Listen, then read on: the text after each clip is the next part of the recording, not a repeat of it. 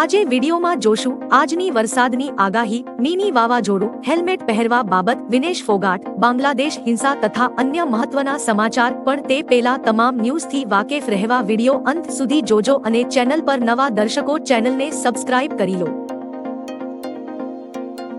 આજે આ જિલ્લાઓમાં વરસાદની આગાહી. 2 દિવસથી ગુજરાતમાં વરસાદનું જોર ઘટ્યું છે તો આજે પણ જેના કેટલાક ભાગોમાં હળવોથી મધ્યમ વરસાદ થઈ શકે છે. જે મુજબ આજે 8 ઓગસ્ટના રોજ નવસારી અને વલસાડમાં ભારે વરસાદ થવાની શક્યતા છે, જ્યારે કચ્છ, મોરબી અને સુરેન્દ્રનગર, બોટાદ, ભાવનગર અને અમરેલી, ગીર સોમનાથ, જૂનાગઢ અને પોરબંદર, દેવભૂમિ દ્વારકા, જામનગર અને રાજકોટ, પાટણ, બનાસકાંઠા અને અમદાવાદ, ગાંધીનગર, આણંદ અને ખેડા, સાબરકાંઠા, અરવલ્લી અને મહેસાણા, મહીસાગર, પંચમહાલ અને દાહોદ, છોટા ઉદેપુર, નર્મદા અને ભરૂચ, વડોદરા, સુરત, તાપી અને ડાંગમાં હળવોથી મધ્યમ વરસાદ થઈ શકે છે.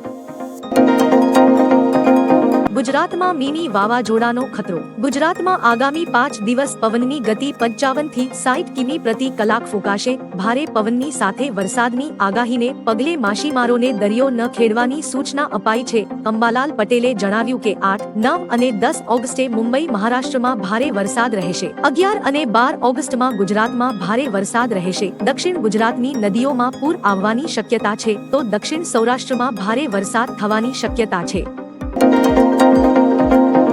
હાઈકોર્ટનો આદેશ. હેલ્મેટ પહેરવાની આદત નથી તો પાડી લેજો. જો તમને હેલ્મેટ પહેરવાની આદત નથી તો અત્યારથી જ એ આદત પાડી દેજો, કારણ કે આજથી અમદાવાદ શહેરમાં 2 વ્હીલર લઈને તમે નીકળો અને તમે કે તમારી સાથે મુસાફરી કરી રહેલી વ્યક્તિએ હેલ્મેટ નહીં પહેર્યું હોય તો અમદાવાદ પોલીસ દ્વારા તમારી સામે કાર્યવાહી કરવામાં આવી શકે છે, કારણ કે એક જાહેર હિતની અરજી દરમિયાન હાઈકોર્ટ દ્વારા 2 વ્હીલર પર હેલ્મેટ પહેરવું ફરજિયાત કરવા માટે કડક આદેશ આપવામાં આવ્યા છે અને 15 દિવસ બાદ પોલીસ દ્વારા શું કાર્યવાહી કરવામાં આવી તેનો રિપોર્ટ માંગવામાં આવ્યો છે.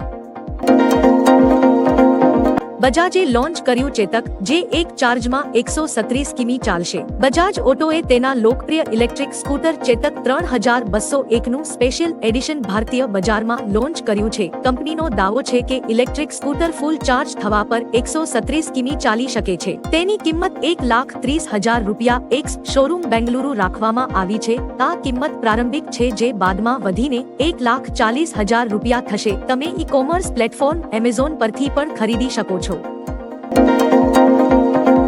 વિનેશ ફોગાટ મામલે યુનાઇટેડ વર્લ્ડ રેસલિંગનું અંતિમ નિવેદન. યુનાઇટેડ વર્લ્ડ રેસલિંગના વડા નેનાદ લોલવીચે કુસ્તીબાજ વિનેશ ફોગાટને ઓલિમ્પિકમાંથી ગેરલાયક ઠેરવવાના મામલામાં પ્રતિક્રિયા આપી છે. તેમણે કહ્યું કે નિયમો તો નિયમો છે, હવે કશું કરી શકાય તેમ નથી. આપણે નિયમોનું સન્માન કરવાનું રહેશે. મહત્વનું છે કે વિનેશ ફોગાટ રાત્રિ દરમિયાન ફાઇનલ મેચ રમવાની હતી. સવારે ગોલ્ડ મેડલ મેચ પહેલા વજન દરમિયાન તેના વજનમાં 100 ગ્રામનો વધારો જોવા મળ્યો હતો, જેના કારણે તેને ડિસ્કોલિફાય કરવામાં આવી હતી. અંબાલાલ પટેલની આગાહી. મધ્ય ગુજરાત અને દક્ષિણ ગુજરાતમાં ભારે વરસાદ પડશે. છેલ્લા 2 દિવસથી ગુજરાતમાં વરસાદનું જોર ઘટ્યું છે, પરંતુ વાદળો વિખેરાવાનું નામ નથી લઈ રહ્યા. ત્યારે હવામાન નિષ્ણાંત અંબાલાલ પટેલે આગાહી કરી છે. તે મુજબ મધ્ય ગુજરાત અને દક્ષિણ ગુજરાતમાં ભારે વરસાદ પડશે. આ વરસાદ 4 થી 7 ઇંચ સુધી પડશે તેવી તેમણે આગાહી કરી છે. આગામી 24 કલાકમાં રાજ્યના વિવિધ વિસ્તારમાં વરસાદી ઝાપટા પડશે. આ ઉપરાંત તારીખ 8 થી 14 માં રાજ્યના ઘણા ભાગોમાં સારો વરસાદ પડશે.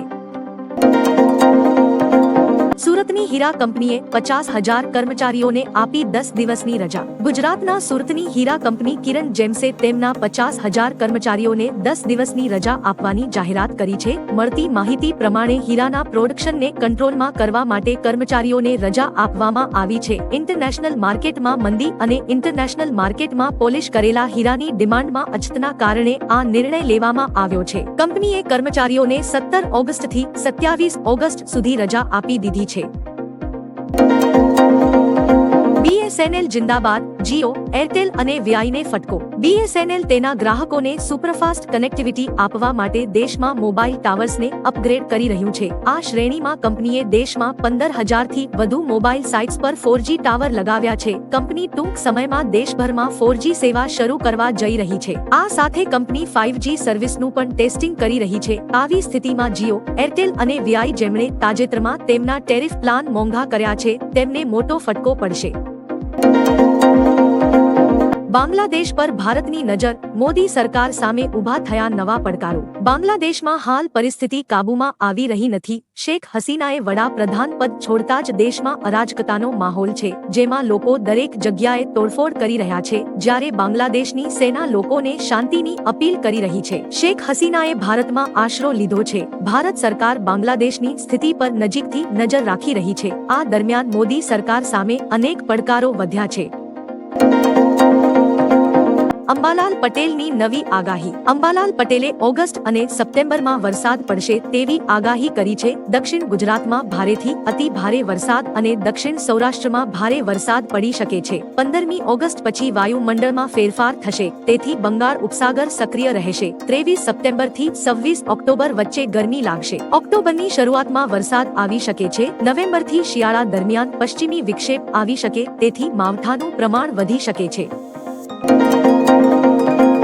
રાજ્ય સરકારનો ફોરેસ્ટ ભરતીને લઈ હકારાત્મક નિર્ણય। વન રક્ષકની ભરતીને લઈ મહત્વના સમાચાર સામે આવી રહ્યા છે, જેમાં શારીરિક કસોટીમાં 8%ના બદલે 25% ઉમેદવાર બોલાવવા અને બધા ગુણ જાહેર કરવા માટે રાજ્ય સરકાર હકારાત્મક નિર્ણય લીધો છે। અત્રે જણાવીએ કે 8%ને બદલે 25% ઉમેદવારોને બોલાવવા સરકારે સૂચના આપી છે। સાથોસાથ સરકારે ઉમેદવારોને ગુણ જાહેર કરવા માટે પણ હકારાત્મકતા દર્શાવી છે। વિનેશ અયોગ્ય જાહેર થતા હશે ફાઇનલ નહીં રમે। વિનેશ ફોગાટ ફાઇનલ રમી શકશે નહીં। પેરિસ ઓલિમ્પિકમાંથી ખરાબ સમાચાર સામે આવ્યા છે। વિનેશ ફોગાટને 100 ગ્રામ વજન વધારે હોવાથી ડિસ્કોલિફાઈ કરી દેવામાં આવી છે। ઇન્ડિયન એક્સપ્રેસના અહેવાલ મુજબ બુધવારે સવારે ગોલ્ડ મેડલ માટેની ફાઇનલ મેચ પહેલા વિનેશ 50 કિલો વજન જાળવી શકી ન હતી। વિનેશ ઓલિમ્પિકમાં 50 કિગ્રા વજન વર્ગમાં રમી રહી છે, જેની સાથે ઓલિમ્પિકમાં ગોલ્ડ મેળવવાનું ભારતનું વધુ એક સપનું તૂટ્યું છે। પીએમ મોદીએ આઈઓએ સાથે વાત કરી અને અંગે માહિતી મેળવી છે। 10 ઓગસ્ટથી ભાજપની તિરંગા યાત્રા। વડાપ્રધાન નરેન્દ્ર મોદીએ શરૂ કરેલા હર ઘર તિરંગા અભિયાન અંતર્ગત ભાજપ દેશભરમાં 10 ઓગસ્ટથી તિરંગા યાત્રા શરૂ કરશે।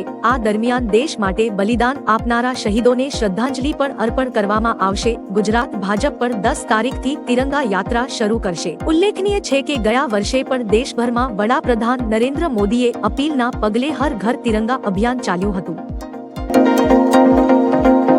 ગુજરાતના ખેડૂતોની આવક બીજા રાજ્યો કરતા ઓછી। ખેડૂતોની આવક બમણી કરવાની વાતો વચ્ચે વાસ્તવિકતા અલગ છે। ખાસ કરીને ગુજરાતના ખેડૂતોની આવક ઘણી ઓછી છે। મેઘાલય અને હરિયાણા જેવા રાજ્યો કરતા ગુજરાતના ખેડૂતોની માસિક આવક ઓછી છે। કૃષિ મંત્રાલયે લોકસભામાં આ વાતનો સ્વીકાર કર્યો છે। ગુજરાતના ખેડૂતો આવકની દ્રષ્ટિએ દેશમાં 11મા ક્રમે છે। ઉપર ફોટોમાં અન્ય રાજ્યોની આવક જોઈ શકાય છે। ગુજરાતના ખેડૂતોની માસિક આવક 12,600 છે।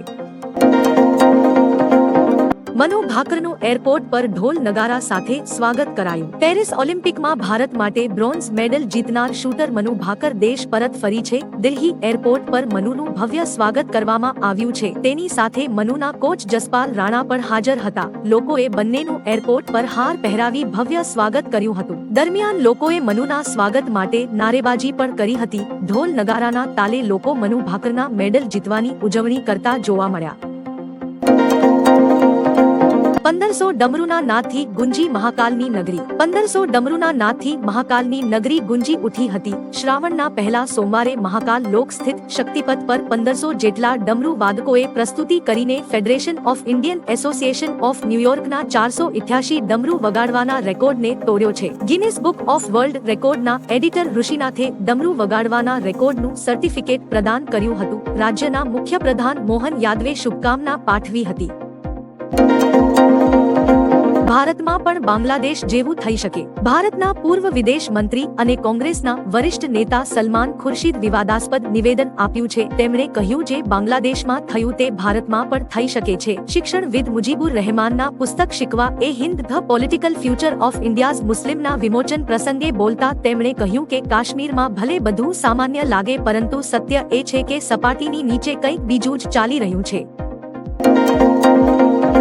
નાગાર્જુન સાગર ડેમ થયો ઓવરફ્લો। ઉપરવાસમાંથી ભારે વરસાદને કારણે તેલંગાણામાં કૃષ્ણા નદી પર નાગાર્જુનસાગર ડેમના 22 દરવાજા નીચેની તરફ પાણી છોડવા માટે ખોલવામાં આવ્યા હતા। સોમવારે રાત્રે પાણીનો પ્રવાહ 3.5 લાખ ક્યુસેક સુધી પહોંચતા વધુ દરવાજા ખોલ્યા હતા। ઉલ્લેખનીય છે કે મેઘાએ દક્ષિણ ભારતને ધમરોળ્યું છે, ત્યારે નાગાર્જુન સાગર ડેમ ઓવરફ્લો થયો હતો। ડેમના 22 દરવાજા ખોલાતા અદ્ભુત નજારો સર્જાયો હતો।